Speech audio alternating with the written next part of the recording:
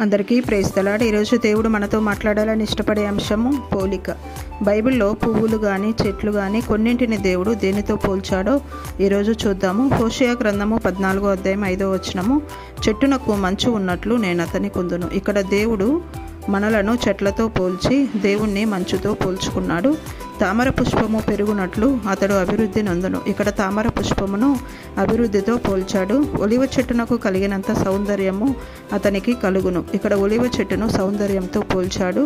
లెబానోనుకున్నంత సువాసన అతనికి ఉండును. లెబానోను వృక్షమును సువాసనతో పోల్చాడు. నేను చిగురు పెట్టు సరళ వృక్షము వంటి వాడను. ఇక్కడ దేవుడు తనను తాను సరళ వృక్షముతో పోల్చుకున్నాడు. చూసాం కదా దేనిని దేవుడు దేనితో పోల్చాడో చూసాము.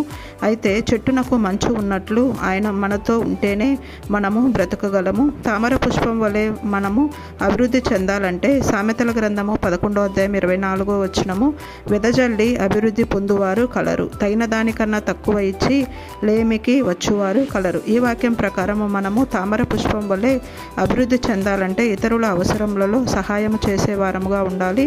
ఒలివ చెట్టుకున్నంత సౌందర్యము మనకు రావడానికి యెషయా గ్రంథము 53వ అధ్యాయం 2వ వచనము, అతనికి స్వరూపమైనను సొగసైనను లేదు. మనలను ఒలివ చెట్టు అంత సౌందర్యంలోనికి తేవడానికి మన కోసము ఆయన కలువరి శిలువలో స్వరూపము సొగసు లేనివానిగా చేయబడ్డాడు.